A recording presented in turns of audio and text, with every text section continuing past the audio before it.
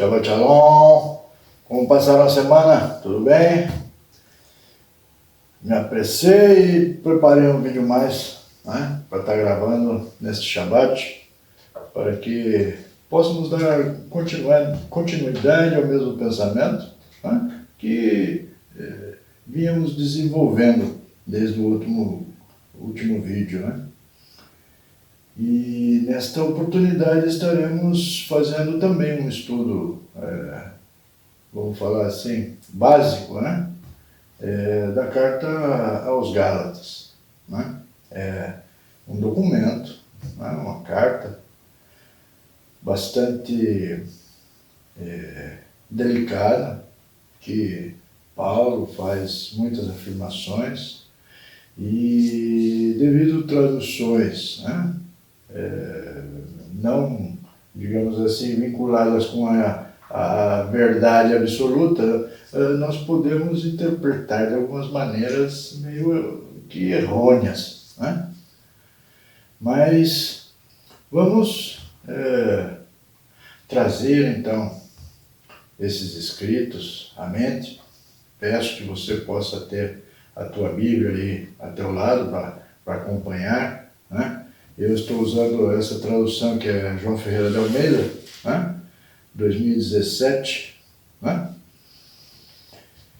E gosto de trabalhar com ela porque, não porque ela é fidedigna, não, é porque a maneira da escrita é muito simples, muito fácil de compreender, né?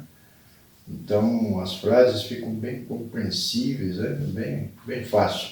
Não, volto a dizer, não é de confiança absoluta a sua tradução, né? E em mais este vídeo vamos ver alguns casos, né, que não correspondem, né?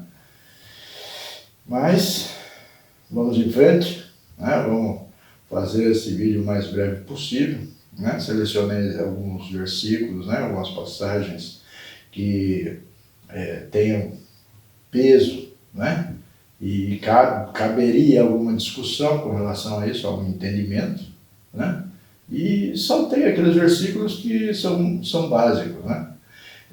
Depois que eu fiz, né, um pequeno estudo da Carta aos Romanos, aí na sequência teríamos que fazer da Carta aos Coríntios, né? Mas eu tive dando uma boa lida na Carta aos Coríntios, né? E não encontrei assim muitas questões, vamos dizer, complexas, né? Para que nós possamos tentar dar uma interpretação, né, melhor. O que existe na Carta aos Coríntios, eu acho que com esse estudo que nós estamos fazendo, vamos fazer aqui em Gálatas, vamos usar essas informações, essa mesma base, e aí podemos, se existe algum ponto na Carta dos Coríntios que os irmãos têm alguma dúvida, com essas informações que trarei aqui no estudo, né, na leitura da Carta aos Gálatas, os irmãos vão poder também interpretar algumas coisas que em Coríntios fica meio duvidoso, tá bom? Mas nada impede que mais para frente a gente venha fazer um vídeo também com respeito às duas cartas aos Coríntios, né? Mas comecemos. E para começar bem, nada melhor do que pedir a presença do Espírito Santo, né, sobre eu aqui, né, nós, né, tratando-se da minha família, e você aí, né, acompanhe essa oração. Peça também que o Espírito Santo, o Ruach Kadosh, possa te ajudar na compreensão dessas coisas que vamos estudar agora, tá bom? Amado Criador, te agradecemos, Altíssimo, por poder estar aqui, realizando esse projeto, e queria te agradecer também, Altíssimo, pelos irmãos que estão do outro lado da tela, que irão acompanhar esse vídeo, e pedindo que também sobre eles, Altíssimo, derrame as tuas bênçãos, derrame o teu Espírito Santo, o teu Ruach Kadosh, para que tenhamos todos uma compreensão melhor dos teus ensinamentos, da tua palavra. Te pedimos, Altíssimo, em nome do teu Filho amado, da tua palavra viva, Yeshua HaMashiach, nosso Salvador. Aleluia, aleluia, aleluia. Vamos lá? E vamos começar no capítulo 1 da Carta aos Gálatas, a partir do versículo 6 até o versículo 8. E diz assim: Maravilho-me de que tão depressa passeis daquele que vos chamou a graça de Cristo para outro evangelho, o qual não é outro, mas há alguns que vos inquietam e querem transtornar o evangelho de Cristo. Mas, ainda que nós mesmos ou um anjo do céu vos anuncie outro evangelho, além do que já vos tenho anunciado, seja anátema. Voltamos a praticar o mesmo sistema do vídeo anterior, perguntas e respostas, né? Nesse caso, nesses versículos, qual seria a pergunta, né? Qual seria o evangelho de Cristo que Paulo anunciava? A essa pergunta, temos que ter coerência e honestidade conosco mesmo e formar em nosso entendimento bases sólidas para compreender o ministério de Cristo. Cristo veio como um rebelde contra as leis do Altíssimo ou veio confirmando a Torá? Você que lê os evangelhos, você sabe responder, não é? O que Cristo ensinava e confirmava? As leis do Altíssimo ou era rebelde para com essas leis? Embora tenhamos péssimas traduções nas mãos, podemos compreender que nosso Salvador, durante toda a sua vida, jamais violou um mandamento sequer. E mais, ele mesmo falou em diversas passagens que a lei não está e nunca será abolida. Se algumas pessoas lendo os evangelhos têm um entendimento diferente disso, essa pessoa está equivocada em sua compreensão do texto, pois facilmente se prova o contrário. Porque conhecendo um pouco da lei ou Torá, entendemos que Cristo não violou a Torá, especialmente no mandamento da guarda do sábado. Mas sim, sempre foi contra as doutrinas e mandamentos de homens. Né? Em suma, primeiro, nosso Messias nunca violou a Torá e nunca disse que a lei ou a Torá estava abolida. Né? Jamais. Segundo o Evangelho de João, capítulo 5, versículo 24, né, diz assim: na verdade vos digo que quem ouve a minha palavra e crê naquele que me enviou, tem a vida eterna e não entrará em condenação, mas passou da morte para a vida. Mas temos que prestar muita atenção em duas palavras que estão nesse versículo. Uma é ouve. Ouve em hebraico é shema ou chamar, e quer dizer ouvir e obedecer. A outra é crer em hebraico, é aman, e quer dizer ser fiel e confirmar. Vamos reler o mesmo versículo e decifrar o que ele transmite. Né? Na verdade vos digo que quem obedece a minha palavra e é fiel àquele que me enviou, tem a vida eterna e não entrará em condenação, mas passou da morte para a vida. Encontramos aqui a chave para melhorar nossa interpretação das Escrituras e passamos a ter uma base para saber o que é o Evangelho que Paulo recebeu do Salvador e ensinava a todos, inclusive nas suas cartas estão relatados. Aí pergunta, obedecer em quê? Em João, capítulo 14, versículo 21, diz assim: aquele que tem os meus mandamentos e os guarda ou obedece, esse é o que me ama. E aquele que me ama será amado do meu Pai. E eu o amarei e me manifestarei a ele. Em João, também capítulo 14, versículo 24, diz: Quem não me ama, não guarda as minhas palavras. Ora, a palavra que estáis ouvindo não é minha, mas do Pai que me enviou.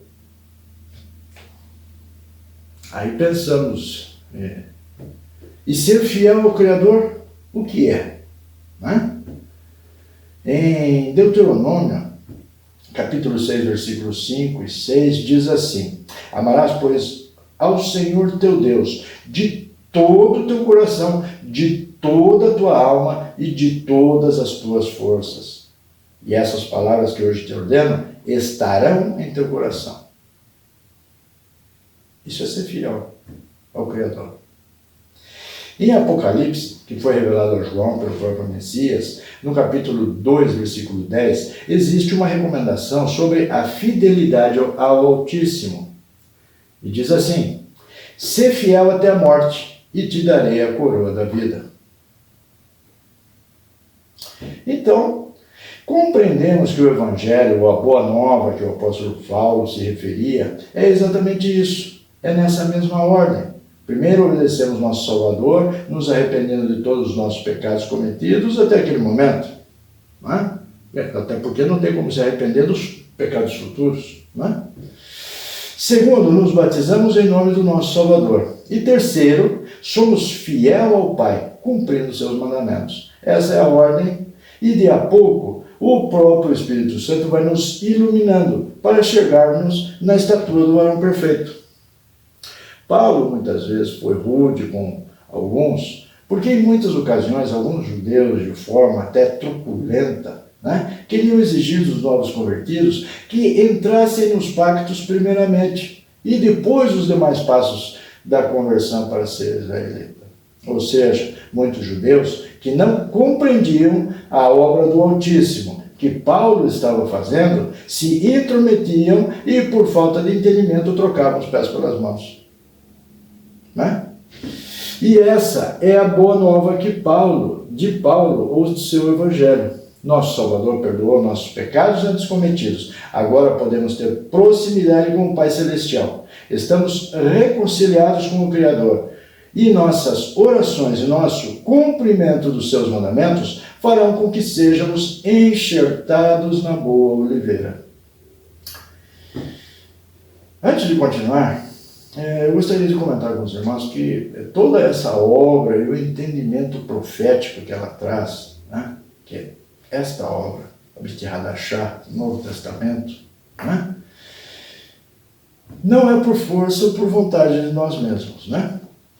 Como sempre eu tenho dito, que para ler as Escrituras e estudar a Bíblia necessitamos da presença do Espírito Santo para que possamos ser iluminados com a luz do alto. E assim seja revelado para nós as verdades contidas nas Escrituras. Sem o Espírito Santo presente em nossos estudos, nossa visão e nosso entendimento são somente carnais e incertos.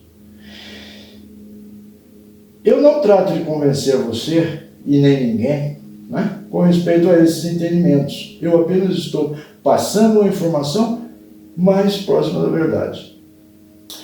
Se você compreender os escritos bíblicos dessa forma, você estará num nível espiritual mais elevado. Mas se você não compreender assim, talvez não seja o momento certo para você. Continue estudando as Escrituras e no tempo do Altíssimo, talvez você compreenderá também. Isso pode soar um pouco duro para alguns, mas não sou eu que determino quem compreenderá ou não as palavras do Altíssimo. No Evangelho de Marcos, capítulo 4, do versículo 1 ao 12, está bem explicado a respeito de quem compreende as Escrituras pelo próprio Salvador. No versículo 12 ele diz: para que vendo, vejam e não percebam, ouvindo, ouçam e não entendam, para que não se convertam e sejam perdoados seus pecados. Então, existe a questão do tempo de cada um, para conhecer a verdade. E também existe a possibilidade de que essa pessoa não vai conseguir alcançar esse entendimento, não vai ser revelado para ele, né? Isso tudo está nas mãos do Pai, né? Mas o Altíssimo é misericordioso, e em Mateus capítulo 7, versículo 7 diz: pedi e dar-se-vos-á, buscai e achareis, bati e abrir-se-vos-á. Então eu digo para os irmãos, não percam a fé, né? Continuem seus estudos, né? Seguimos. Do versículo 13 e 14 do capítulo 1, diz assim: porque já ouvistes, continuando nossos estudos de Gálatas, né? Porque já ouvistes qual foi antigamente a minha conduta no judaísmo, como sobremaneira perseguia a igreja de Deus e a assolava. E na minha nação excedia em judaísmo a muitos da minha idade, sendo extremamente zeloso das tradições de meus pais.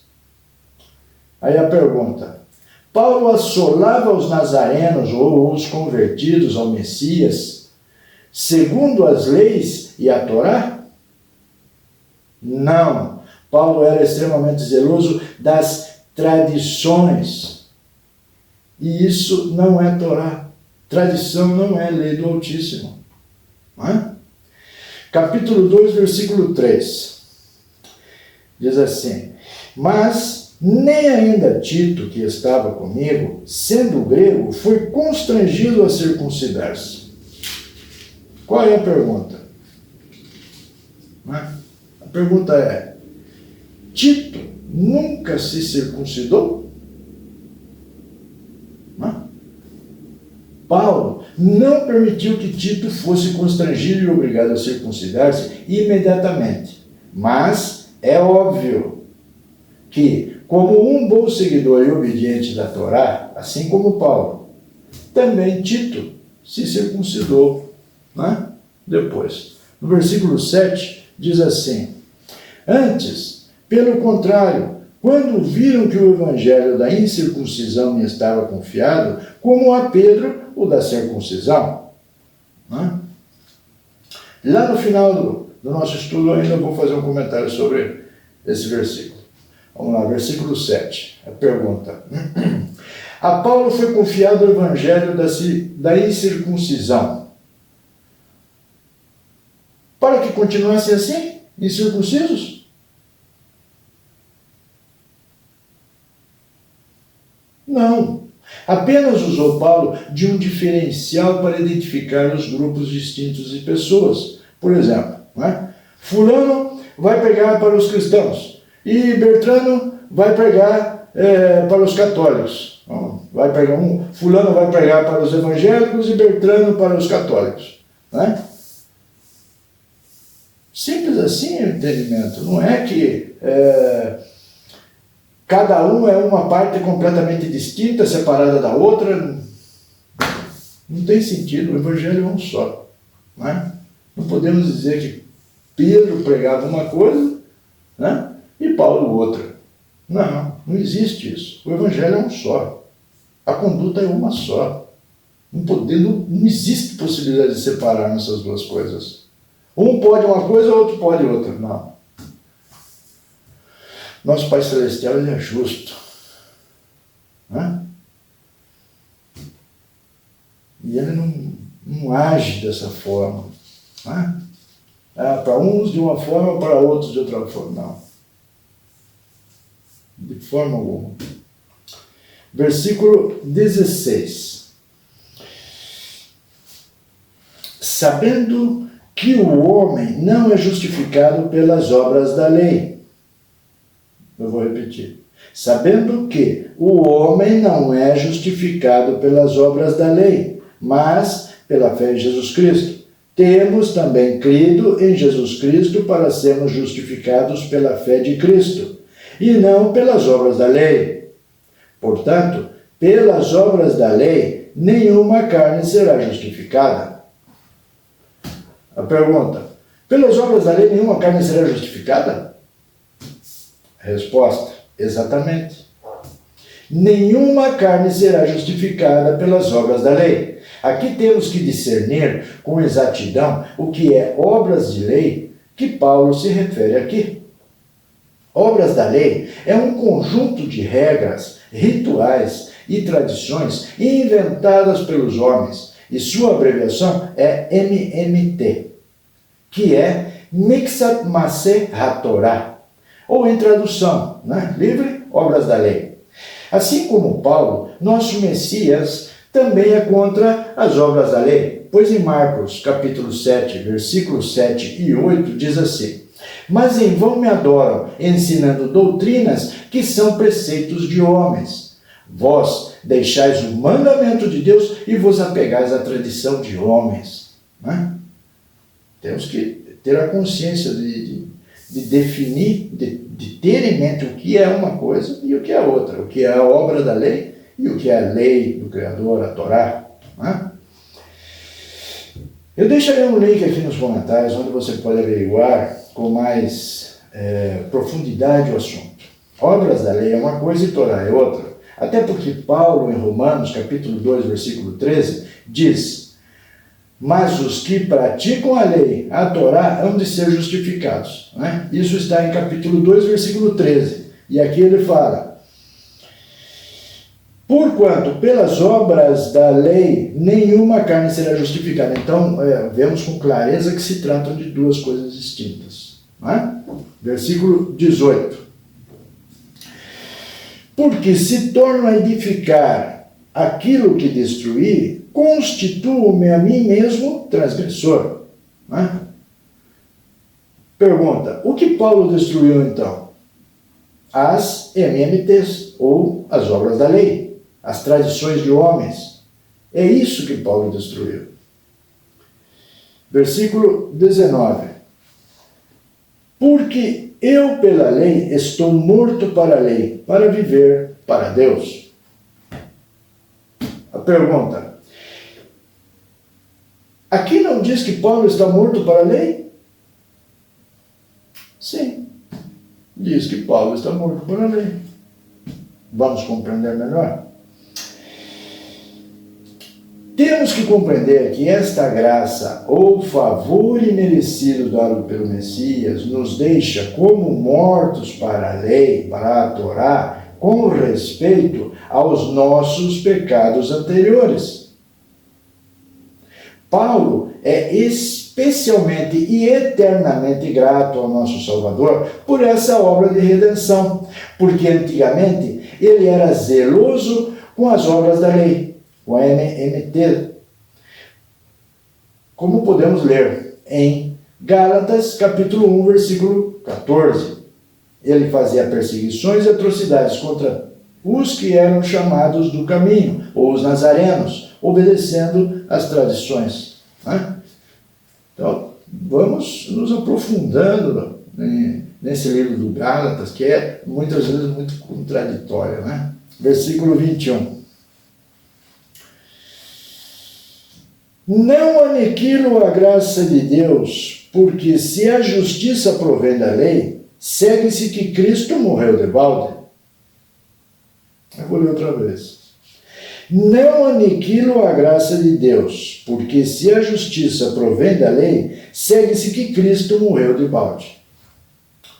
A pergunta: então o Messias morreu de balde, como Paulo falou? Observação: a Torá, ou a lei do Altíssimo, é a mais pura expressão de justiça. Mas ela não foi usada nesse momento. Por quê? Porque o Altíssimo preferiu usar de compaixão, misericórdia, clemência com todos nós, ao invés de usar o rigor da lei. Ele enviou seu Filho amado, sua palavra viva, para morrer por nossos pecados e nos tornar limpos, puros. Então, nosso Criador não foi justo, conosco. Ele foi misericordioso. Até porque, se o Altíssimo fosse usar de justiça para conosco, nós estaríamos todos mortos. Está bem claro isso, hein? Capítulo 3, versículo 10. Todos aqueles, pois, que são das obras da lei, outra vez obras da lei, estão debaixo da maldição. Porque escrito está, maldito todo aquele que não permanecer em todas as coisas que estão escritas no livro da lei, para fazê-las. Vamos entender, né? Todos os que estão debaixo das obras da lei são malditos? Sim. Como lemos assim em Marcos capítulo 7, versículo 8, as pessoas que praticam as obras da lei deixam de obedecer fielmente ao Altíssimo, abandonando partes da sua Torá, da sua lei. Entendem? Vamos seguir, versículo 11. E é evidente que pela lei ninguém será justificado diante de Deus, porque o justo viverá pela fé. A pergunta: pela lei ninguém será justificado? A resposta: outra vez, vemos outro exemplo de tradução capciosa. Paulo está escrevendo que pelas obras da lei ninguém será justificado. E isso já ficou muito claro para nós. Versículo 12. Ora, a lei não é da fé, mas o homem que fizer essas coisas viverá por elas. Outra vez. Ora, a lei não é da fé, mas o homem que fizer estas coisas, por elas viverá. A pergunta: a lei não é da fé? A resposta: não. São duas coisas distintas e muito distintas. Lei é Torá, mandamentos, ordenanças, pacto, obediência. Fé é emuná, crer, confiar, entendimento, percepção. E Paulo continua dizendo que quem fizer essas coisas, graças a ela, viverá. E não viverá fazendo uma coisa ou outra por separado. Entende? E sim, as duas coisas juntas. Então vamos repetir aqui. Quem fizer essas coisas, por ela viverá. Do que ele está falando? Da lei e da fé.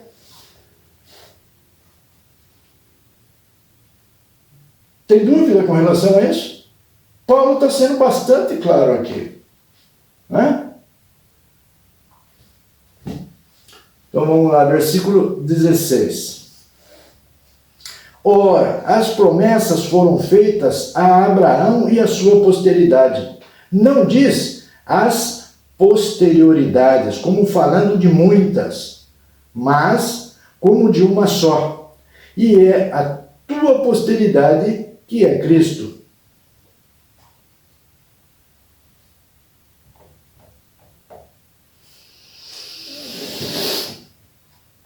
Pergunta: as promessas foram feitas somente para a descendência de Abraão? Resposta: sim. Somente os descendentes de Abraão têm direito das promessas do Altíssimo, ou por descendência direta, que são os israelitas naturais, ou os que estão enxertados em Israel.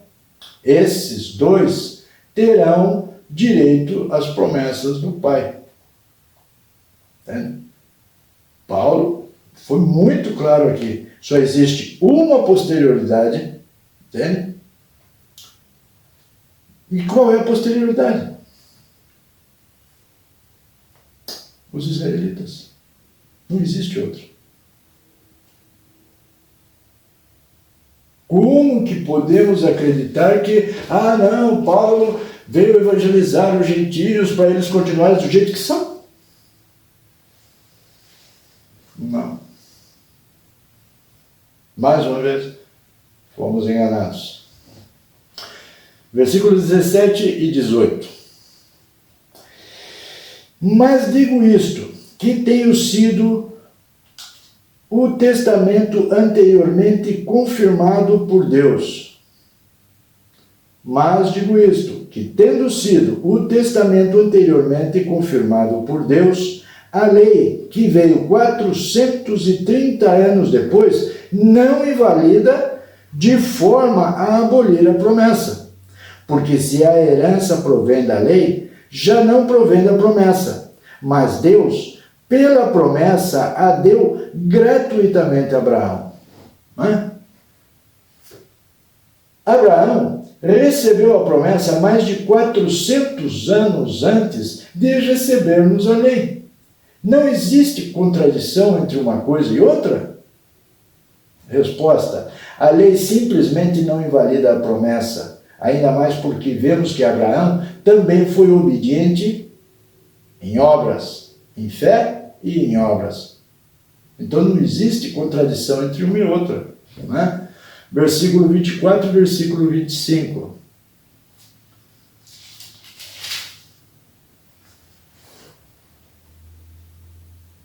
De maneira que a lei nos serviu de aio para nos conduzir a Cristo, para que, pela fé, fôssemos justificados.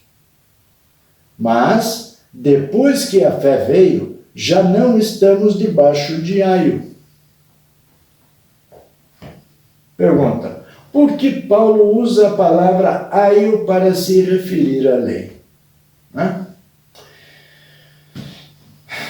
Paulo era simplesmente brilhante, em transmissão de conhecimento. Aio pode ser bem contextualizado como tutor, por exemplo, de uma criança. Paulo mesmo usa a palavra tutor aqui em Gálatas 4, versículo 2. Para que serve um tutor para uma criança? Para proteger, para amparar, para defender, para orientar o indivíduo. E, nisso, a Torá é especialista. Esse é o nosso tutor. Mas um tutor, pelo geral, atua até que a pessoa seja de maior. Sim, vamos colocar dessa forma. A Torá, ou esse tutor, atuou até a maioridade da pessoa. Ok? Vamos supor que a maioridade da pessoa seja a vinda do nosso Salvador em nossas vidas, ok? Então esse tutor ensinou tudo o que essa pessoa sabe. Comportamento, obediência, respeito, amor ao Criador e ao próximo, autodomínio, etc.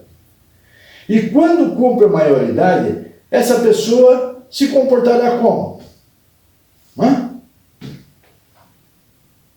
Continuará vivendo conforme foi ensinado ou será rebelde?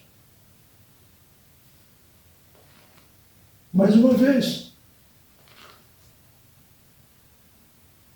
se a lei serviu como aio até nosso Salvador, até o Mashiach, quando chegou o Mashiach, nos rebelamos contra tudo que aprendemos?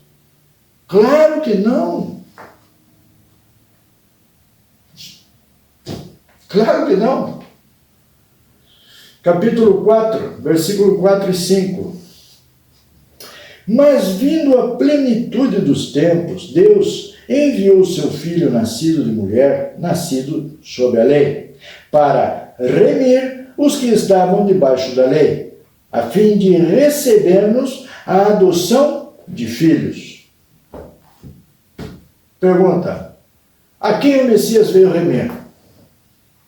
Resposta: aos que estavam debaixo da lei. Quem eram os que estavam debaixo da lei? Os israelitas, até porque foi o único povo que recebeu a Torá, ou as instruções do Altíssimo, e os únicos que tinham a promessa da remissão, e os únicos que foram adotados como filhos pelo Criador.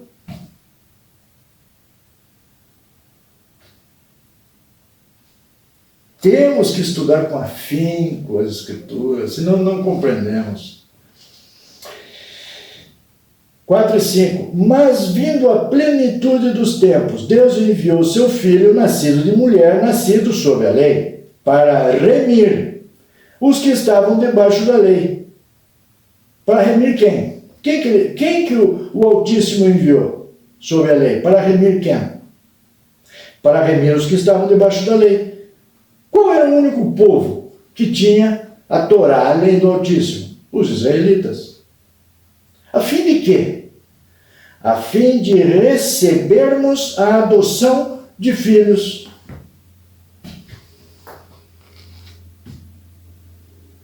Paulo não está dizendo isso para mais ninguém. É para os israelitas. Versículo 8 a 11.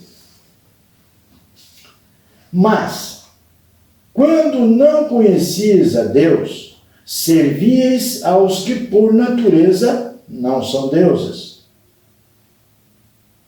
Mas agora, conhecendo a Deus, ou antes, sendo conhecidos de Deus, como tornais outra vez a esses rudimentos fracos e pobres, aos quais de novo queres servir?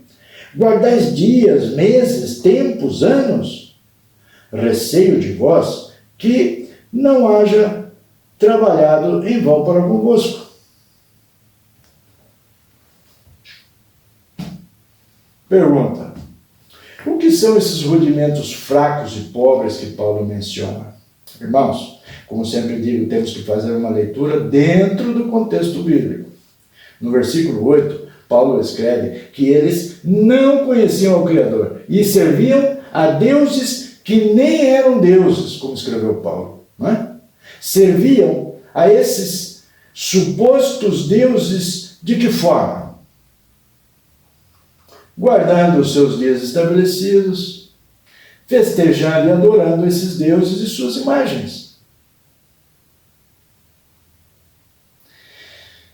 Já ouvi de muitos que Paulo estava se referindo aos dias de guarda da Torá, como o Shabat e as santas convocações do Altíssimo. Já ouvi muitos falando isso. Ah, não, Paulo mesmo fala que esses daí são rudimentos, né, pobres e fracos. Né? A guarda da lei. Eu vejo que é uma completa falta de entendimento, porque Paulo está sendo muito claro. Né? Paulo está sendo muito claro. Estava dirigindo essas palavras a quem serviam deuses pagãos. Paulo estava sendo bastante claro, dizendo que eles não conheciam a Elohim verdadeiro. Né? E ainda assim, né? Vou continuar aqui. Mas Paulo mesmo escreve que eles não conheciam o Altíssimo. Então, como podiam obedecer a Torá? Né? Se eles não conheciam o Altíssimo, não conheciam a lei, né? Não se tratava disso. E assim fazem esses charlatães, travestidos de predicadores do Evangelho. Usam, por exemplo, o versículo 9 e inventam doutrinas que terminam arrebatando multidões ao erro. Que diz o 9? Só o 9. Né? Mas agora, conhecendo a Deus, ou antes, sendo conhecido por Deus, como tornais outra vez a esses rudimentos fracos e pobres, aos quais de novo quereis servir? Eles usam só um versículo e falam, não, está se referindo aqui da Torá, das leis. Não tem sentido, irmãos. Né? Na verdade, olha, eu vejo que esses predicadores cristãos, entende? Eles chegam ao ponto de brincar, né, com o entendimento das pessoas. Eles manipulam as pessoas assim, entende? Tristemente vemos isso acontecer em todas as igrejas cristãs. Entende? Pegam versículos, dá uma determinada, né, alegoria explicativa do que se trataria aquilo, e as pessoas lá, amém. Mas não é assim. Não é assim. Né? Do versículo 21 a 31. Dizei-me, os que quereis estar debaixo da lei, não ouvis vós a lei? Porque Está escrito que Abraão teve 2 filhos, uma da escrava, eu vou acelerar a leitura aqui, e o outro da livre. Todavia, o que era da escrava nasceu segundo a carne, mas o que era da livre, por promessa. O que se entende por alegoria, porque estes são os 2 concertos, um no Monte Sinai, gerando filhos para a servidão, que é Agar. Ora, esta Agar é Sinai, um monte da Arábia, que corresponde a Jerusalém, que agora existe, pois a escrava com seus filhos. Mas a Jerusalém, que é de cima, é livre, a qual é mãe de todos nós, porque está escrito: alegra-te, estéril, que não dás à luz, esforça-te e clama, tu não estás de parto, porque os filhos da solitária são mais do que tem marido. Mas nós, irmãos, somos filhos da promessa como Isaque. Mas, como então aquele que era gerado segundo a carne perseguia o que era gerado segundo o Espírito, assim é também agora. Mas, que diz a Escritura? Lança fora a escrava e seu filho, porque, de modo algum, o filho da escrava herdará com o filho da livre. De maneira que, irmãos, somos filhos não da escrava, mas da livre. A pergunta: temos que obedecer à lei ou não? Somos escravos ou livres? Vamos responder. Infelizmente, esse versículo 21 e muitos outros sofrem o mesmo problema com as traduções capciosas. Eu também vou compartilhar nesse vídeo, pelo menos 2 outras versões mais próximas da verdade. Uma é a versão Kadosh israelita, que diz assim, essa em espanhol. Dígame, do versículo 21, querem estar em sujeção ao sistema que resulta de pervertir a Torá em legalismos, obras da lei? Ou não ouvem o que a mesma Torá disse? Ela é semelhante à versão verdadeiro nome, que diz assim, só que essa é em português.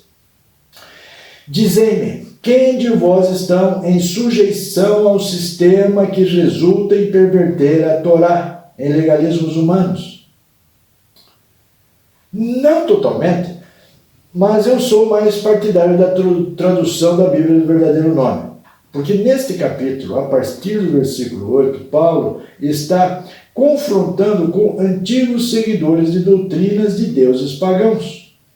Outra coisa, no versículo 26, Paulo diz que Jerusalém é livre. Interessante, porque a quase maioria absoluta dos homens habitantes de Jerusalém, na época, eram circuncidados.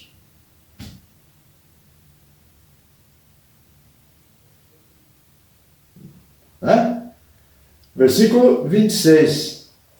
Mas a Jerusalém, que é de cima, é livre, a qual é mãe de todos nós. E a maioria, a grande maioria, inclusive na época de Paulo, que estava escrevendo essas cartas, a grande, quase absoluto, quase isso, eram todos circuncidados. Entendem? A resposta para a pergunta de cima, qual que era a pergunta mesmo? Temos que obedecer à lei ou não? Somos escravos ou livres? Aí a resposta, temos que ser obedientes à lei, à Torá, para sermos livres. Lembra aqui? De uma parte do Salmo 119, versículo 44 e 45, que diz assim, assim observarei de contínuo a tua lei, para sempre e eternamente. E andarei em liberdade, livre, pois tenho buscado os teus preceitos. Versículo 44, observarei de contínuo a tua lei. Versículo 45, e andarei em liberdade. Ou seja, ser livre é ser obediente à Torá. Capítulo 5. Nesse capítulo, sorte que Gálatas tem só 6 capítulos, Em seguida vamos terminar. Nesse capítulo, versículo 1 até o versículo 15, Paulo outra vez se manifesta muito contrariado com os recém-convertidos por darem ouvidos aos judaizantes da época, pois esses judeus não compreendiam a obra salvífica do Messias e pressionavam e exigiam que os prosélitos obedecessem às MLT, que são as obras da lei, com rituais e tradições, doutrinas que não estão na Torá. Também exigiam que o novo convertido se circuncidasse imediatamente, invertendo assim a didática de Paulo, que, por certo, era uma didática de fácil aprendizado e assimilação para o novo convertido. Aí vamos lá, versículo 1 do capítulo 5. Estais, pois, firmes na liberdade com que Cristo nos libertou, e não torneis a meter-vos debaixo do jugo da servidão. Pergunta: o que é o jugo da servidão?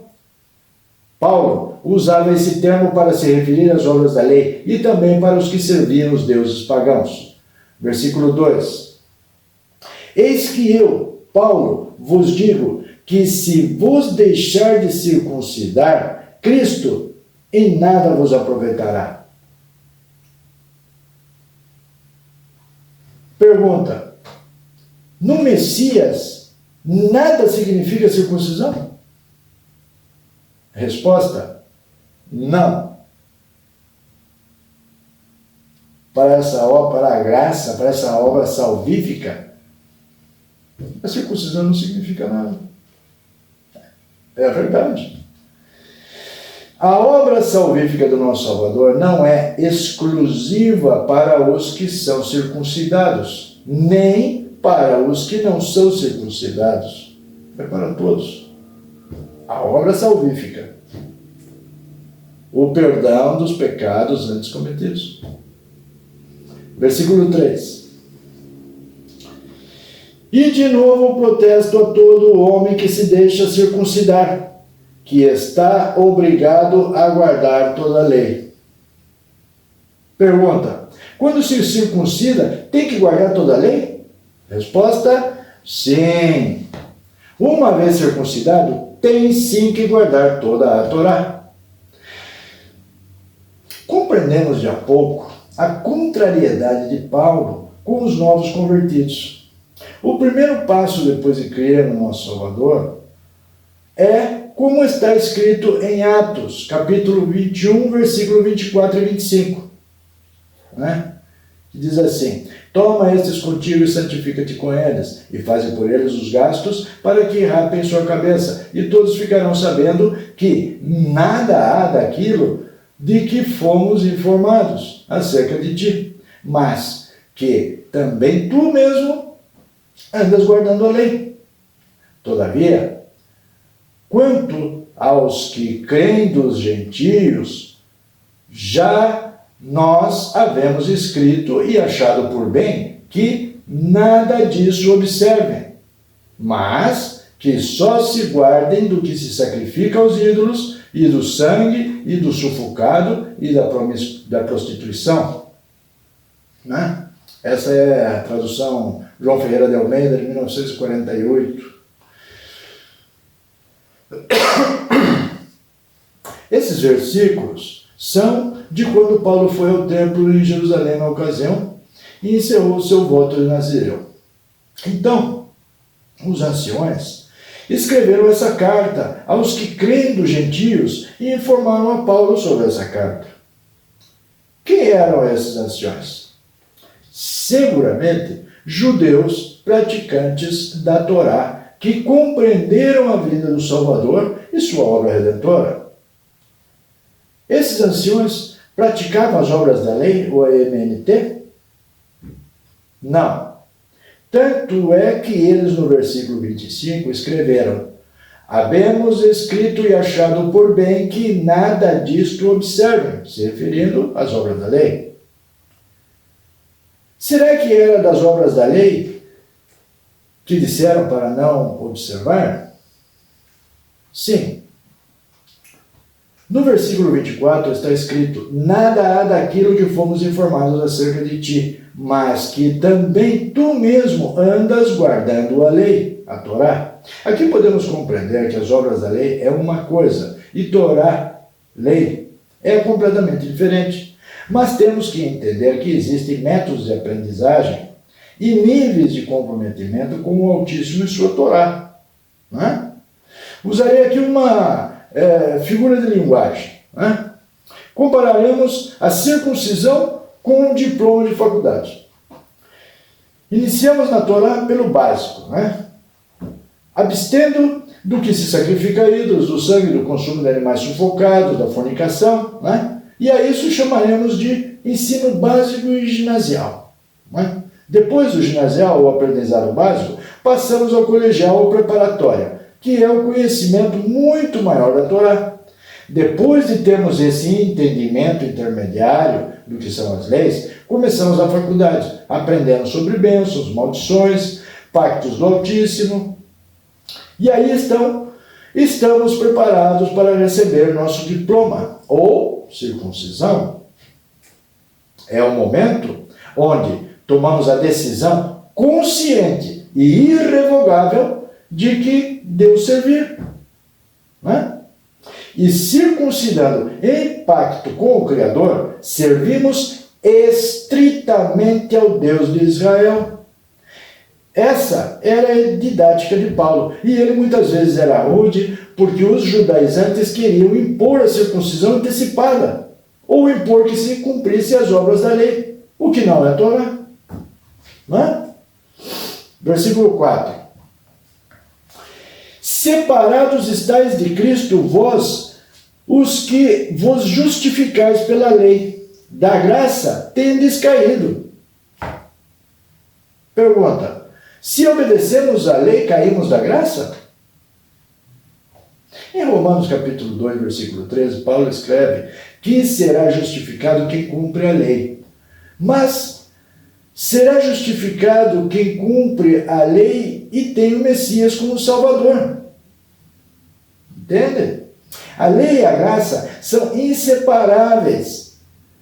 Se obedecemos somente à lei e à graça, estamos incompletos. Não é? Pois a Torá, né, e a graça são o mesmo Messias. Não podemos tomar apenas a metade do nosso Salvador. Né? Temos que aceitá-lo completamente. Antes, ele sendo a palavra, a lei, a Torá. É o Messias, que depois se fez carne. É a palavra, a lei.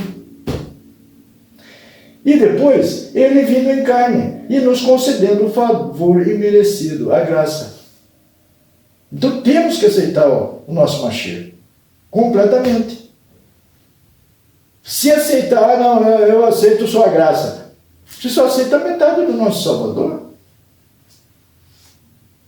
Não pode ser assim. Né? Versículo 5. Porque nós, pelo Espírito da fé, aguardamos a esperança da justiça.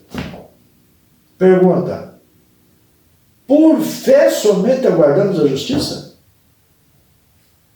Sim, aguardamos que alguns pontos da lei, onde não conseguimos cumprir, em nosso Salvador, cumpriremos por fé e esperança. Versículo 6. Porque em Jesus Cristo nem a circuncisão nem a incircuncisão tem virtude alguma, mas sim a fé que opera por caridade. A mesma questão no versículo 2 desse capítulo, mas a resposta será complementar. Né? O Messias veio primeiro para os israelitas circuncidados, né? E depois para os gentis ou gregos incircuncisos. Por que primeiro para os israelitas e depois para os gentios? Primeiramente, para os israelitas, porque são o povo do Altíssimo. E Paulo menciona na carta aos Romanos, capítulo 1, versículo 16, que a graça do Evangelho do Messias é primeiramente para os judeus. Por quê? Porque os israelitas conheciam o Criador e eram conhecidos por ele. Obedeciam quase que totalmente a Torá, as leis, e têm pactos eternos com o Altíssimo. Esse é o porquê, não é? Agora, com respeito à circuncisão e à obra salvífica do Messias, uma não influencia a outra. Eu posso ser israelita circuncidado e receber a graça do Messias.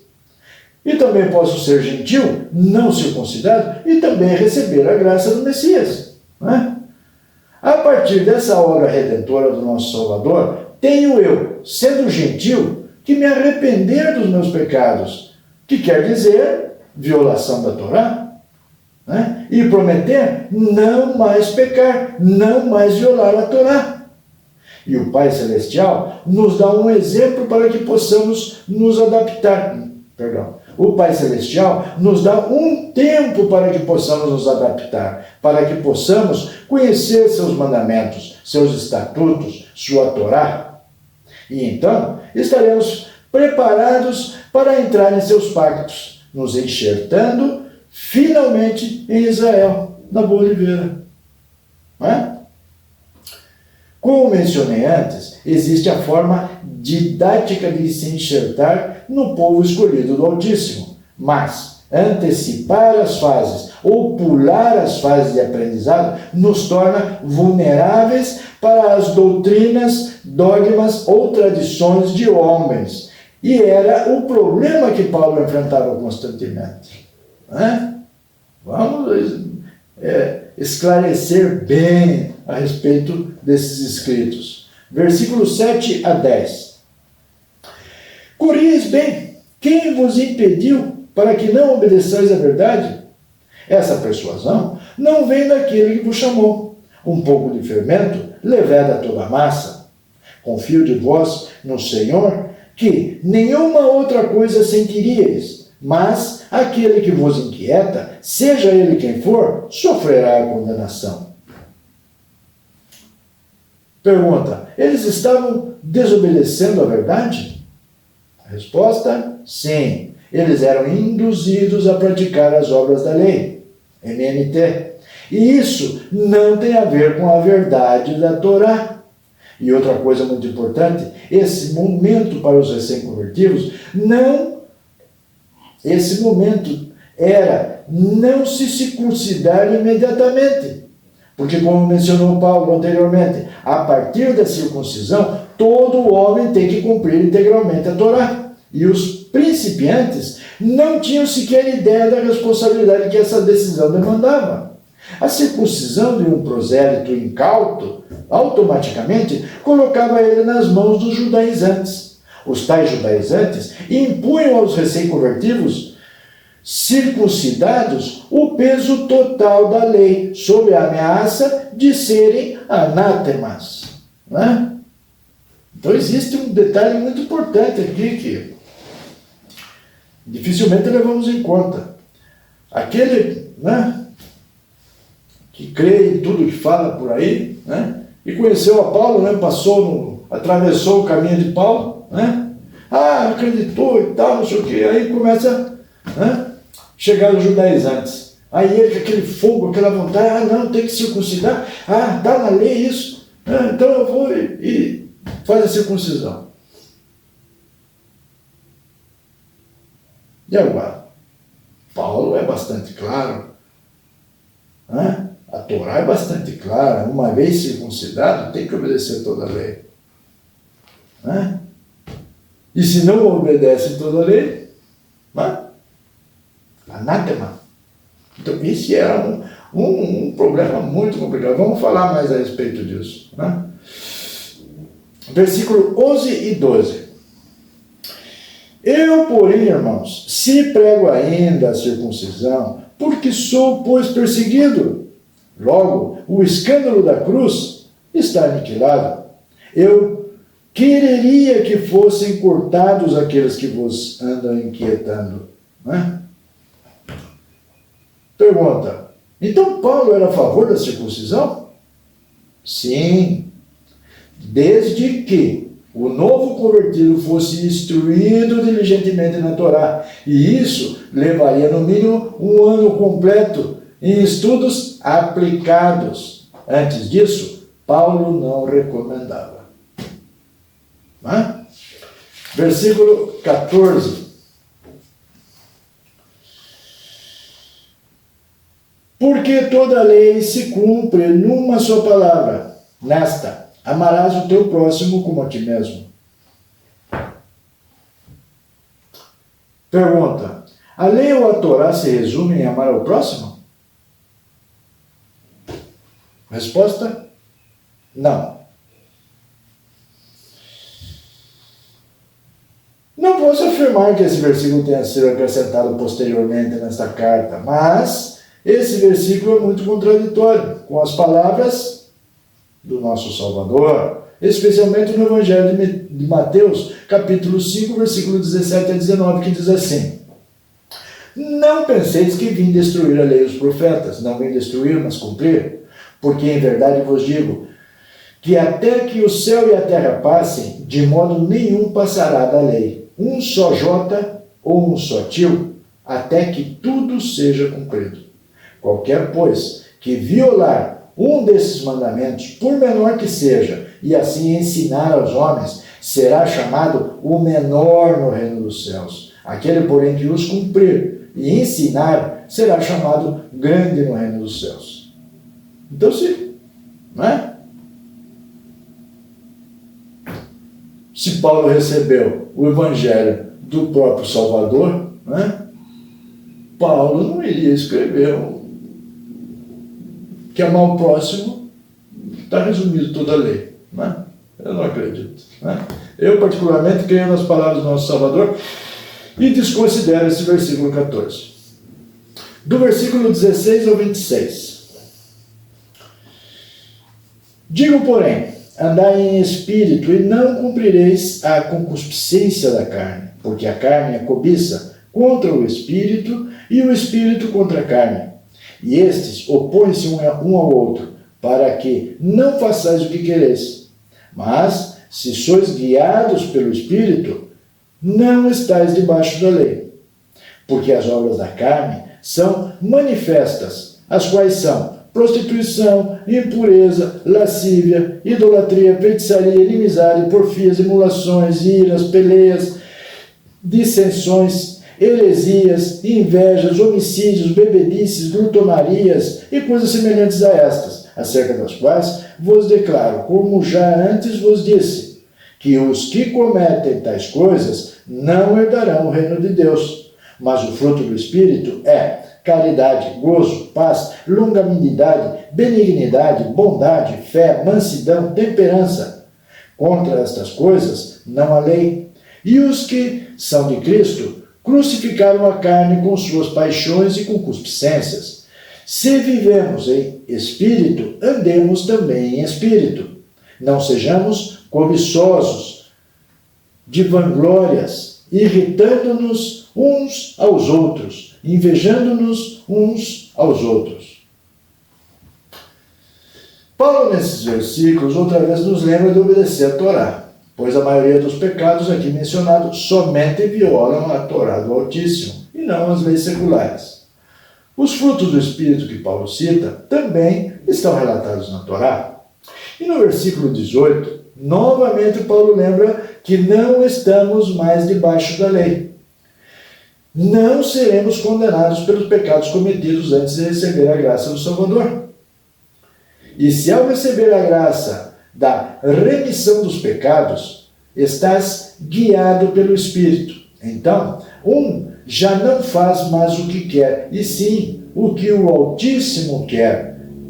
E também ser guiado pelo próprio Espírito Santo. Agora, esse termo usado aqui como debaixo da lei, não é? É muito ambíguo. E resulta em inúmeras interpretações errôneas. Também desses versículos, colocarei fotos do versículo de outras traduções, né? Para que possamos ter um aprofundamento. Né? Capítulo capítulo 6, do versículo 12 e 13. Diz assim: todos os que querem mostrar boa aparência na carne, esses vos obrigam a circuncidar-vos, somente para não serem perseguidos por causa da cruz de Cristo. Porque nem ainda esses mesmos que se circuncidam guardam a lei, mas querem que vos circuncideis para se gloriarem na vossa carne. Pergunta: quem queria obrigar os novos convertidos a ter boa aparência na carne e por quê? Os tais não compreendiam a profundidade da Torá e nem a obra salvífica do nosso Messias. Contra muitos deles, nosso Salvador falou em Mateus capítulo 23, do versículo 1 ao 7. Então falou Jesus às multidões e aos seus discípulos, dizendo: na cadeira de Moisés se assentam os escribas e fariseus. Portanto, tudo o que vos disserem, isso fazei e observai. Mas não façais conforme as suas obras, porque dizem e não praticam. Pois atam fardos pesados e difíceis de suportar e os põem aos ombros dos homens, mas eles mesmos nem com um dedo querem movê-los. Todas as suas obras eles a fazem a fim de serem vistos pelos homens, pois alargam seus filactérios e aumentam as franjas dos seus mantos.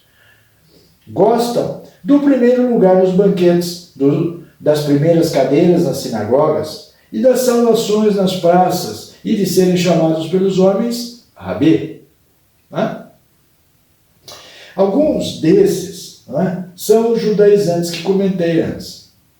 E a intenção deles era somente se gloriar em cima dos recém-convertidos, além de exercer uma forte pressão para que obedeçam imediatamente a todos os preceitos da lei e também obedeçam às obras da lei. Temos que fazer um exercício mental, e nos transportar em imaginação aos tempos de Paulo. E não será muito difícil compreender que quase na totalidade eram analfabetos. E como se não bastasse isso, ter acesso a um livro da lei não era assim tão simples.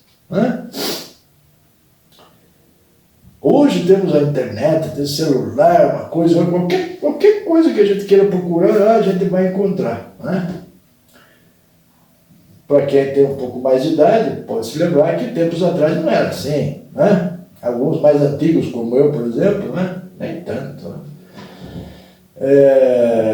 Existia a biblioteca nas escolas, então algumas coisas assim que a gente não compreendia, ou que a gente queria saber o significado de palavras, então a gente ia na biblioteca consultar aqueles dicionários mais renomados da época. Então, para nós tinha todos esses recursos assim. Agora imaginem há 2000 anos atrás. Hoje existe um problema a nível mundial que é analfabetismo. Hoje.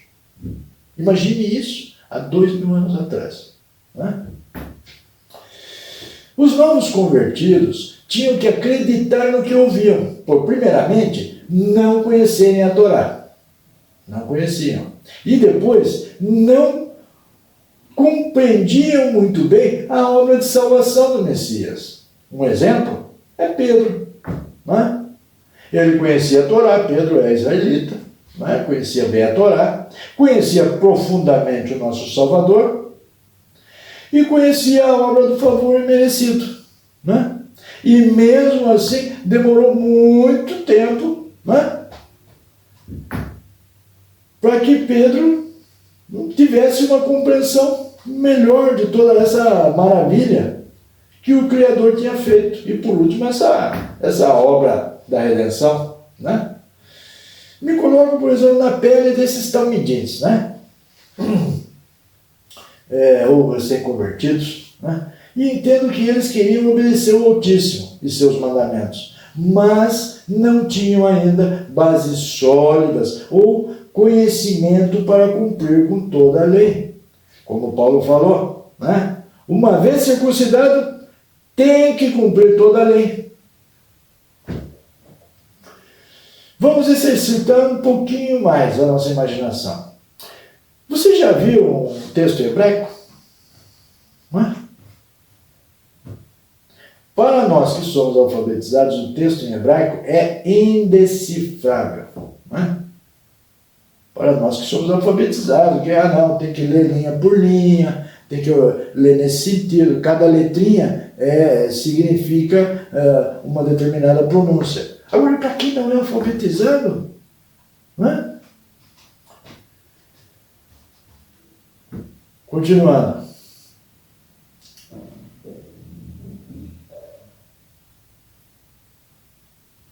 Você já viu o texto hebraico?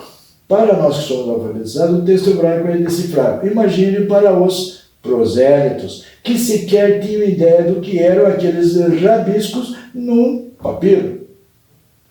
Ou, se um prosélito era alfabetizado, naturalmente era alfabetizado em outro idioma. Ele não era israelita. Né? Lógico que os caracteres eram completamente diferentes e igualmente indecifráveis. Se era romano, grego, e era alfabetizado, sabia ler e escrever, mas a escrita é completamente diferente. Cada letra é completamente diferente. Né? Igualmente, né? Indecifráveis.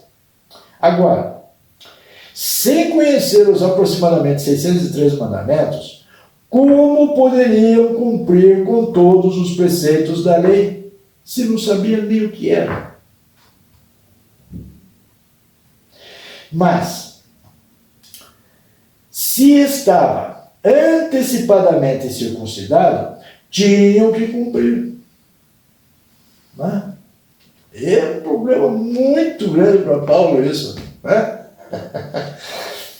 Paulo tinha motivos de sobra para se enfurecer com esses irmãos novatos, tanto que no penúltimo versículo da carta, né, desses 6, né, que no penúltimo versículo da carta aos Gálatas, ele escreveu: de agora em diante, ninguém me moleste. Ele já estava, né, ultrapassado, já, né, ele levando uma coisa mais do que excelente, né, uma vida eterna para as pessoas, né, para que seguisse aquele ritmo, né, passo a passo, e a pessoa se apurava e acaba entrando em situações que eles mesmos não tinham como sair depois. Né? Porque, por exemplo, o novato circuncidado, ele sim está obrigado a cumprir toda a lei.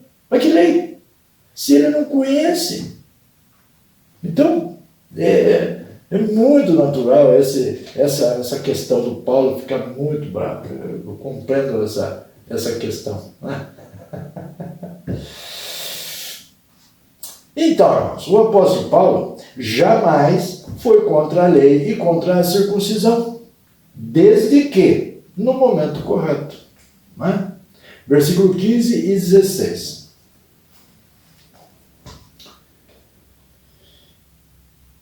Porque em Cristo Jesus, nem a circuncisão, nem a incircuncisão tem virtude alguma, mas sim o ser uma nova criatura.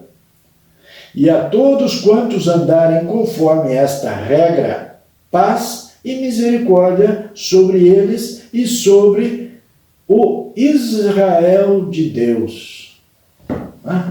Pergunta: no Messias não tem virtude alguma ser circuncidado ou ser incircunciso? A resposta, outra vez, é não. Não tem virtude alguma. Você acreditava que era abençoado por não ser circuncidado? Não. Eu estou fazendo essa observação porque muitos, como eu comentei no vídeo passado, por exemplo, não, se você obedecer a lei, se você circuncidar, você vai estar pisando no sangue macho. Como que diz? Eu não sou circuncidado, eu sou abençoado porque eu não sou circuncidado.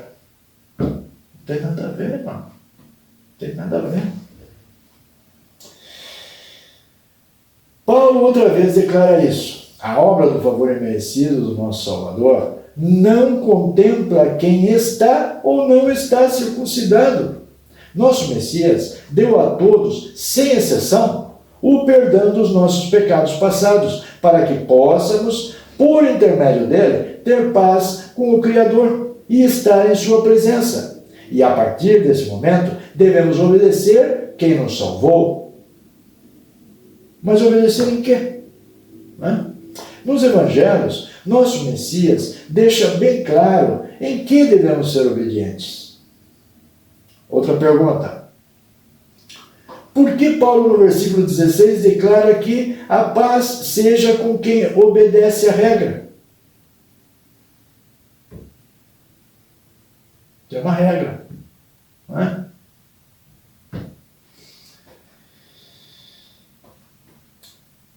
Claro, a regra didática que o próprio Paulo ensinava. E paz sobre Israel de Deus. Por que paz somente sobre Israel e não sobre Roma, ou sobre as nações, ou sobre o mundo inteiro? Por quê? Porque Israel e todo o seu território pertence exclusivamente ao Altíssimo, assim também como o povo israelita pertence ao Criador. O povo israelita é do Criador. Agora, um dado interessante. Sobre o capítulo 2, versículo 7, que eu comentei, Paulo escreveu, supostamente, entre aspas, Paulo escreveu que o evangelho da incircuncisão me foi confiado. Na verdade, a palavra incircuncisão não existe nesse versículo. No lugar de incircuncisão, está escrito acrobústia. Para alguns pode ser uma palavra nova, para outros já ouvi essa palavra antes. Eu não farei comentário sobre essa palavra, mas colocarei no final do vídeo o seu significado, para que os irmãos possam consultar, e possam ir se aprofundando, se libertando desse engano que vivíamos anteriormente. Agora, irmãos, cabe a nós uma profunda meditação sobre essas informações. Temos que estudar com muito cuidado e clareza espiritual a Bíblia. Jamais podemos interpretar as Escrituras de forma negligente, sem dedicação e sem a presença do Espírito Santo. Caso contrário, seremos induzidos ao erro de falsas interpretações outra vez. Nós queremos se libertar de falsas interpretações, e aí a gente faz uma leitura leviana das Escrituras e a gente cai em outras interpretações erradas. Não podemos cair em erros novamente. Não temos mais tempo, irmãos. Temos que ter uma responsabilidade muito grande com nossa vida. Porque a nossa vida ela é só o que a gente tem, para que depois a gente possa gozar no mundo vindouro, no reino milenar. Então a gente tem que ter muita responsabilidade, a gente tem que estudar de verdade, para não cair em armadilhas.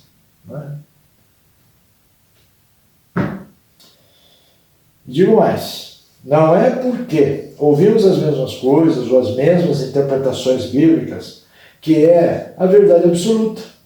Não é porque você vai em 10 denominações, 20 denominações diferentes, todos eles falam a mesma coisa, em uníssono. Não é porque você sejam verdades.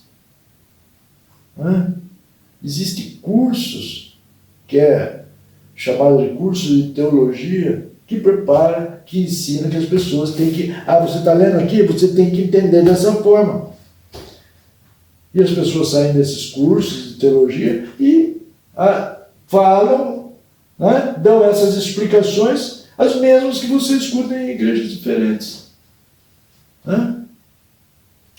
Então não é, irmão, porque dizem sempre a mesma coisa que é verdade. Temos que se libertar disso. Porque no fundo, lá no fundo, irmãos, lá no fundo, todos os cristãos bebem da mesma fonte, que é a Igreja Católica. Você pode falar, não, aonde já se viu, a gente não adora a imagem, né? Nós somos evangélicos. Sim. O resto vocês obedecem à Igreja Católica. Vocês guardam o domingo, vocês não guardam o sábado, vocês comem carne de porco, comem camarão. E, se eu for enumerar aqui, vocês, evangélicos, são obedientes ao Vaticano, ao Papa. Só porque vocês não adoram imagem, não quer dizer que você deixou de ser católico. Você, tanto os cristãos, né? Todos os cristãos, tanto evangélicos como católicos, têm a mesma mãe, o Vaticano. É de lá que surgiu tudo isso. Algumas pessoas dizem, não, Martinho Lutero, que isso, não sei o quê, Igreja Luterana. É tudo dali que saiu, a mesma doutrina, a mesma interpretação das Escrituras. Né? Vocês estão nadando e vão morrer na praia.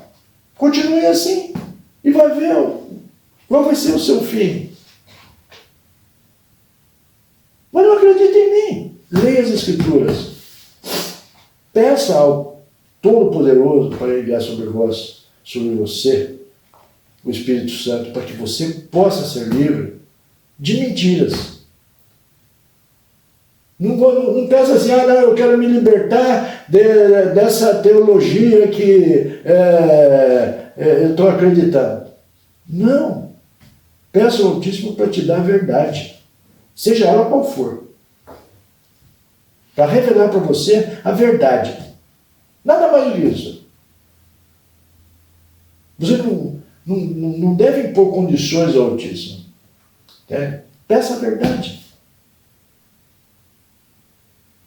Isso sim. Esse é o ponto. E como nós lemos lá atrás, tudo que pedires, vos será dado. Você não tem fé? Ou a sua fé é somente a fé que acredita piamente, né, no seu pastor, no seu pároco? Essa é a sua fé?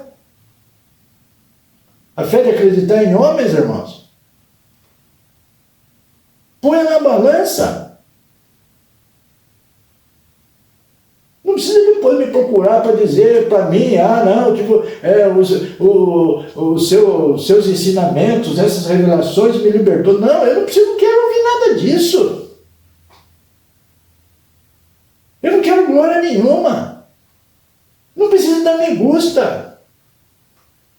Não precisa. Eu não quero. O único digno de toda adoração, louvor e glória é o Altíssimo. Se eu estou aqui, se eu estou respirando, se eu estou vivo, é graças a Ele. Se o Altíssimo me deu esse entendimento, é porque não é só para mim. Eu tenho que compartilhar com os demais. E é o que eu estou fazendo.